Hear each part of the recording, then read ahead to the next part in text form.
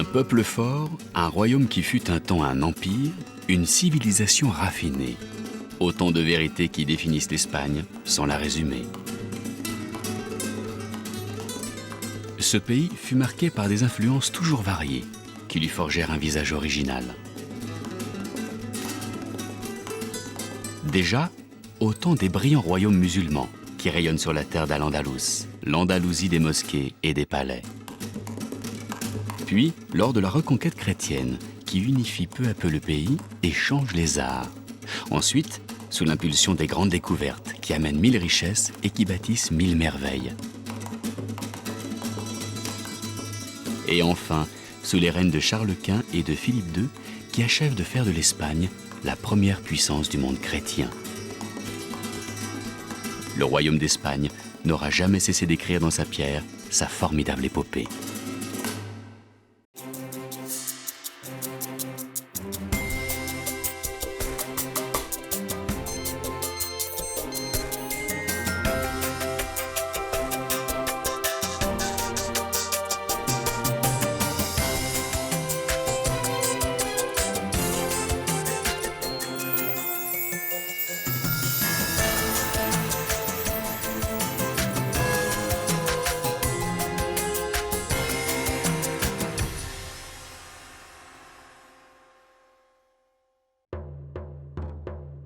Nous sommes en 786 sur les rives du fleuve Guadalquivir, en plein cœur de l'Espagne musulmane.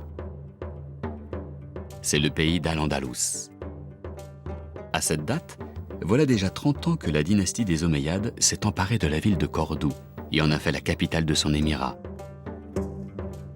Les émirs y bâtissent d'innombrables palais et édifices publics, rivalisant ainsi avec les splendeurs de Constantinople, de Damas ou encore de Bagdad.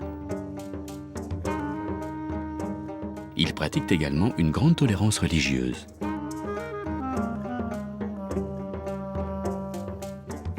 La Yuderia, l'ancien quartier juif, est là pour en témoigner. Victime au 7e siècle de nombreuses persécutions raciales, c'est avec espoir que les Juifs de Cordoue accueillent l'arrivée des Arabes. Ils s'installent dans ce quartier pour y pratiquer le commerce et l'artisanat.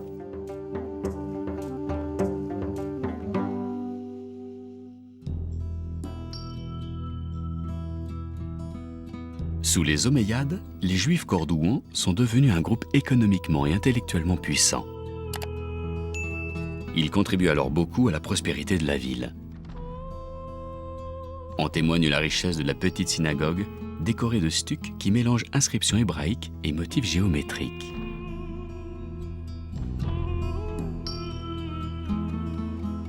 À Cordoue, les musulmans, les chrétiens et les juifs vivent ainsi en harmonie, tandis que la société s'arabise peu à peu.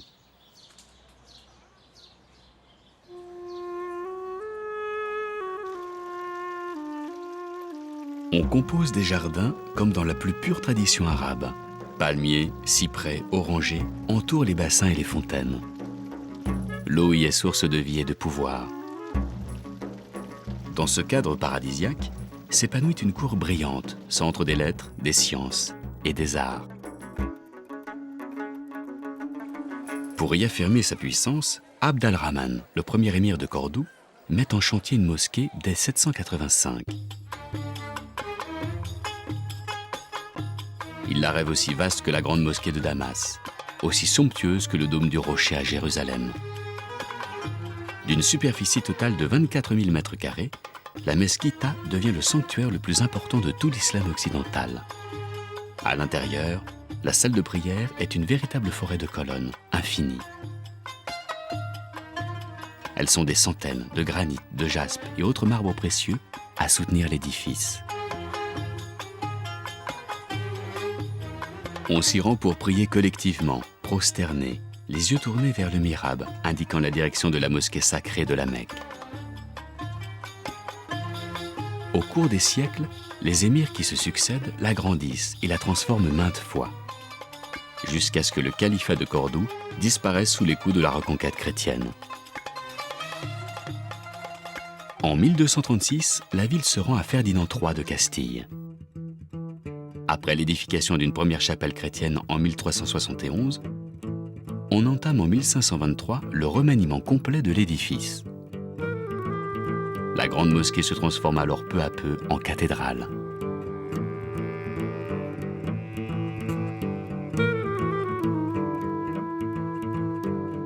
Mais alors que l'on démolit la mesquita, l'empereur Charles Quint se rend à Cordoue et s'écrie « Ce que vous faites là se trouve partout. Ce que vous aviez auparavant n'existe nulle part dans le monde. » Il sauve ainsi l'œuvre des califes et fait de l'édifice une incroyable cathédrale-mosquée. C'est l'alliance de deux cultures, de deux civilisations. Les rois catholiques ont chassé les Omeyyades de Cordoue. Un autre État, dominé par la dynastie arabe des Nasrides, devient alors le cœur de l'islam andalou.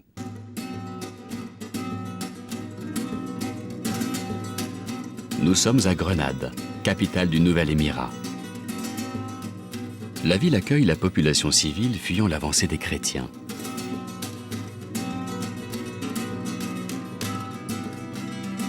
Sur les hauteurs, l'Alhambra, la cité royale. Avant d'être un palais, cet ensemble est d'abord une forteresse. Dans cette Alcazaba se loge la garnison d'élite au service du sultan. On multiplie également les remparts et les tours. Bâtie au sommet d'une colline, dotée d'une enceinte qui rejoint la muraille principale de Grenade, l'Alhambra est rendue imprenable. Les Nasrides y aménagent alors des rues, des habitations, des bains, mais surtout plusieurs palais. On pénètre dans le premier d'entre eux, le palais dit de Comares, par la salle du Méchouar. C'est le lieu où se réunit le Conseil des ministres. Son décor sobre sert également d'antichambre aux audiences royales. Ici, l'organisation favorise avant tout les fonctions officielles. De la salle du Conseil, les visiteurs passent ainsi au lieu du pouvoir suprême. C'est trônant en haut des marches, entre les deux ouvertures, que le sultan accorde ses audiences. Les vers d'un poème du vizir Ibn Zamrak l'accompagnent dans cette tâche. Ma position est celle d'une couronne et ma porte est une bifurcation. Tandis que la porte de droite mène aux appartements familiaux, celle de gauche conduit au cœur du palais. Comme dans tout édifice hispano-musulman, on apprécie le rang social et économique de la famille d'après son patio. Le vaste bassin rectangulaire de la cour des Myrtes est à la hauteur de son sultan. Les édifices s'y reflètent à la surface de l'eau, rompant ainsi l'horizontalité de l'architecture.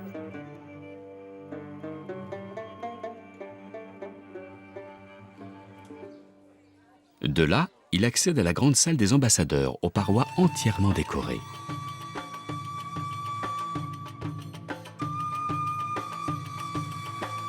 Le pouvoir s'y met en scène sous un impressionnant plafond en bois. Plus de 8000 pièces, un décor de marqueterie qui représente les 7 ciels superposés de la cosmologie musulmane. Plus impressionnant encore, la coupole en stalactite de la salle des Abencerrages, accolée au palais de Comares, construit quelques décennies plus tard par Mohammed V. Elle appartient au palais des Lions, merveille de l'apogée de cet émirat nasride. C'est la résidence du sultan, et sous ses stucs ciselés et ses poèmes coraniques sculptés dans la pierre, on converse, on mange, on reçoit et on règne.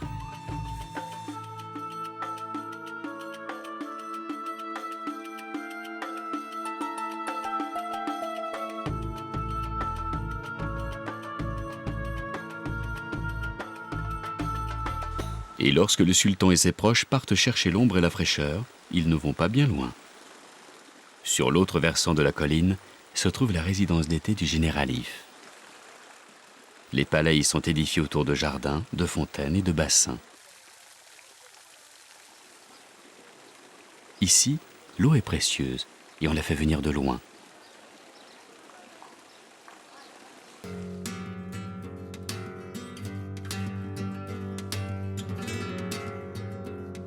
Le 2 janvier 1492, au terme d'une lutte qui oppose Grenade à la puissante Castille, les rois catholiques se rendent maîtres de la cité. L'ultime enclave arabe en terre d'Espagne est tombée.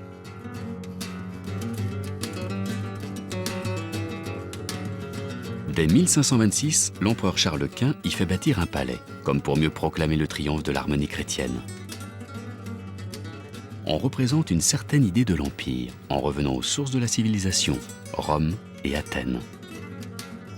Joyaux de la Renaissance, tout l'oppose au palais nasride, aussi massifs qu'ils sont légers, aussi austères qu'ils sont exubérants, mais tout aussi majestueux et remarquables. Avec la chute du royaume de Grenade, s'éteignent les derniers feux de la domination musulmane. La terre d'Al-Andalus est désormais entièrement chrétienne. Mais dans un premier temps, l'art chrétien ne fait pas disparaître l'art musulman. Nous sommes à Séville, reconquise dès 1248 à la dynastie des Almohades. Près d'un siècle plus tard, le roi catholique Pierre Ier y entreprend la construction d'une résidence royale, le Real Alcázar. On y célèbre la victoire chrétienne sur les morts. Une croix, un lion couronné. Peut-être les lions enchaînés pour protéger les souverains musulmans sont-ils enfin libérés. Mais on y cultive aussi un savant mélange d'influences. Les formes et les techniques décoratives islamiques sont employées, mêlées aux architectures gothiques et Renaissance. L'art mudéjar est né.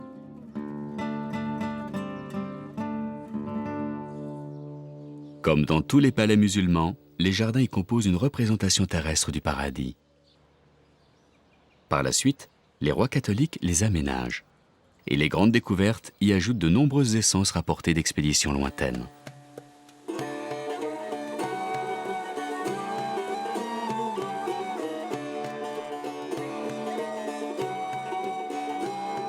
À l'intérieur, l'édifice se distribue autour de deux patios. Celui des poupées est le cœur domestique du palais.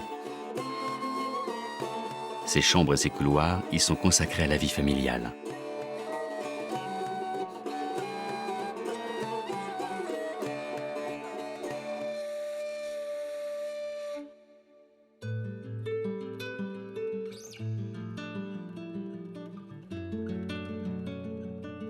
L'incroyable dôme du salon des ambassadeurs accueille le cœur politique de l'édifice.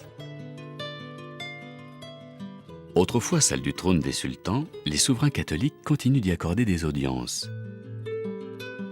Deux mondes, deux cultures s'y mêlent harmonieusement.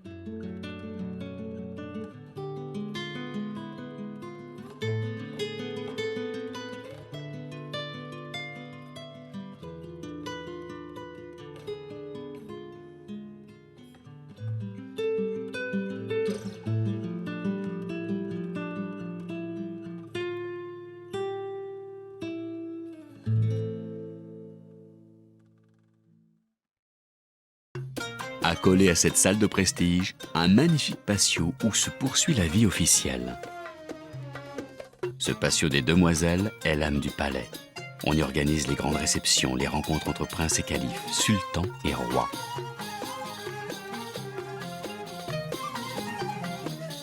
Depuis l'étage supérieur, les jeunes dames de la cour peuvent même observer les invités d'honneur. Et tout l'art mudéjar s'y épanouit.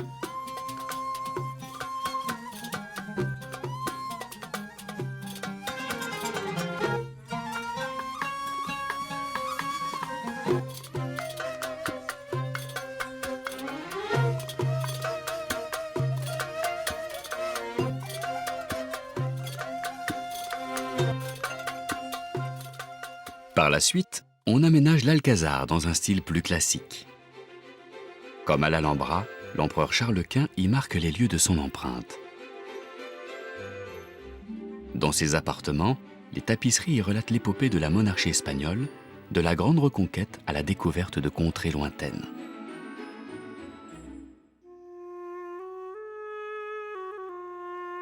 À mesure qu'Al-Andalus devient terre catholique, l'art chrétien reprend le dessus.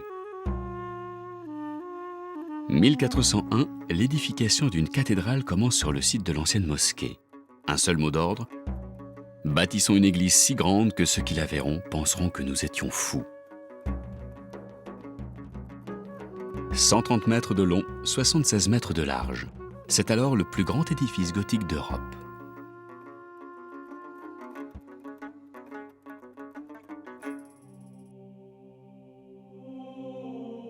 À l'intérieur, des voûtes qui culminent à 56 mètres de hauteur.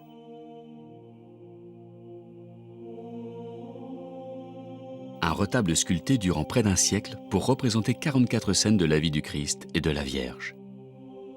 Au total, 1500 figurines ciselées dans le bois de cèdre puis dorées.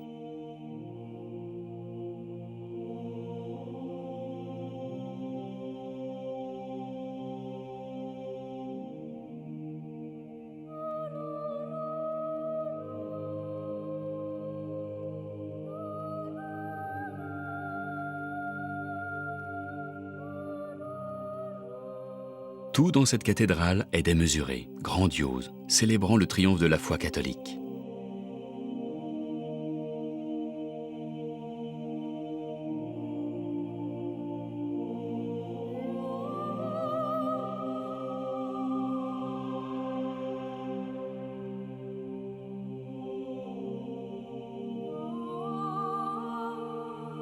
Et dans le bras droit du transept, un colossal joyau qui proclame lui aussi la gloire de l'Espagne. C'est le tombeau de Christophe Colomb, conçu en 1890. Il est porté par 4 rois, symbole des 4 royaumes de Léon, Castille, Navarre et Aragon.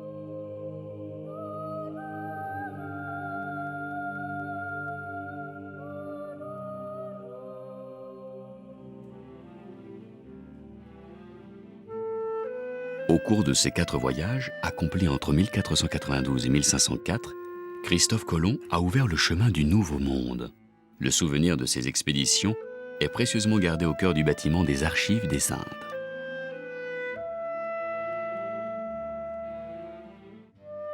L'Amérique des grandes découvertes s'y dévoile.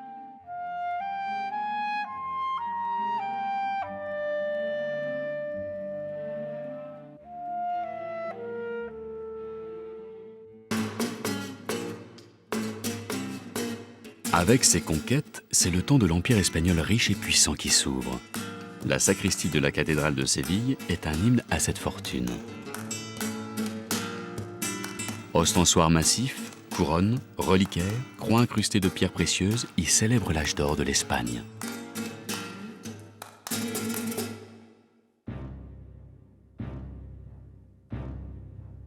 Nous sommes le 10 août 1557 à Saint-Quentin, en territoire français. C'est le jour de la Saint-Laurent. Le roi Philippe II obtient une écrasante victoire face aux armées d'Henri II. Un an plus tard, le père du souverain, l'empereur Charles Quint, s'éteint sans avoir bâti une sépulture digne de son règne.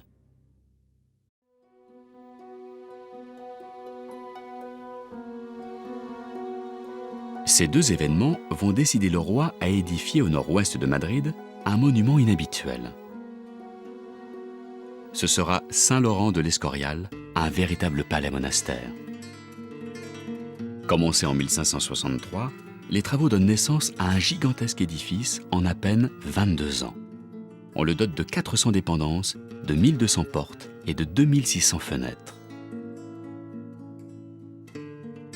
Cet ensemble monumental se compose d'un monastère, d'une église et d'un palais.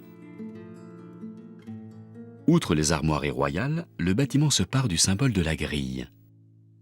C'est l'instrument de martyr de Saint-Laurent, en l'honneur de qui le monastère a été bâti.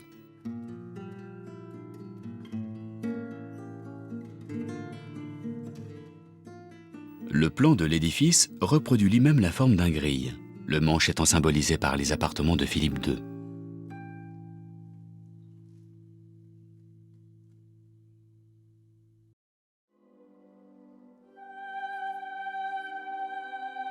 L'architecture sobre du site, l'austérité de ses façades, contraste avec la richesse de certains de ses intérieurs.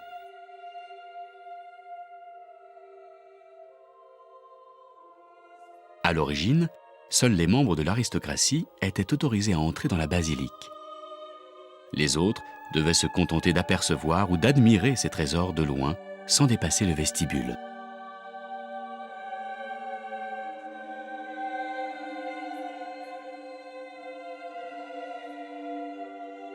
Cette basilique exprime véritablement dans la pierre la volonté d'un homme. Philippe II y proclame haut et fort l'étroite alliance entre la religion et la monarchie.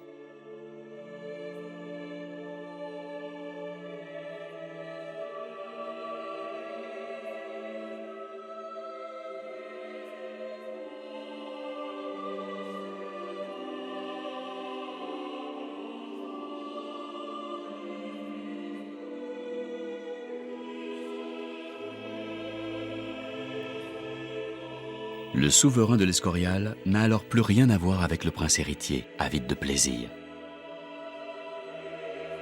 C'est un roi revenu des gloires du monde qui cherche à mériter son salut par une pratique religieuse exigeante. Il se fait ainsi le champion de l'Europe catholique à l'image de son père, l'empereur Charles Quint.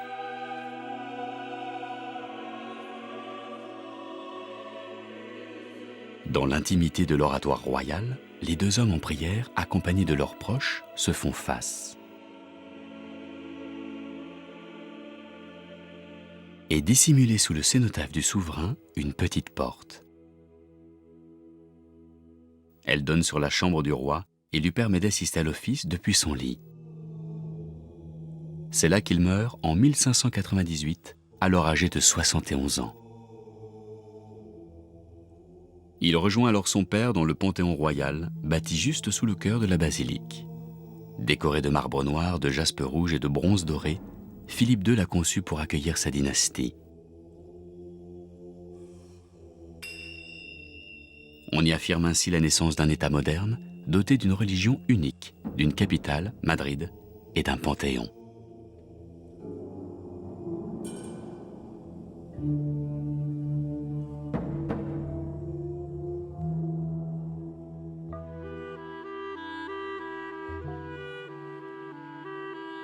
La vaste bibliothèque s'inscrit également dans ce programme politique.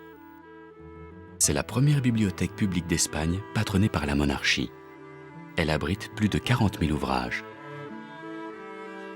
Lors de sa construction, des voix s'élevèrent contre sa décoration. On la jugea profane et peu appropriée pour un monastère. Il fallut alors rappeler que la bibliothèque était propriété du roi et ouverte à tous. Libre à lui d'y proclamer sur les murs les conquêtes de l'intelligence humaine et d'y représenter les arts libéraux aux côtés de la théologie et de la philosophie.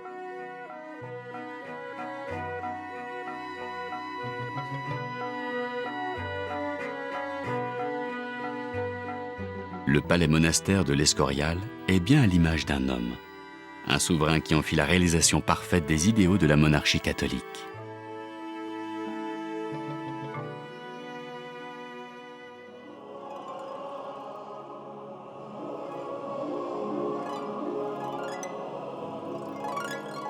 Fécondée tour à tour par les royaumes musulmans, la grande reconquête et les richesses du Nouveau Monde, l'Espagne est devenue sous les règnes de Charles Quint et de Philippe II une véritable puissance économique et militaire. Elle fera désormais partie du Grand Concert des Nations européennes.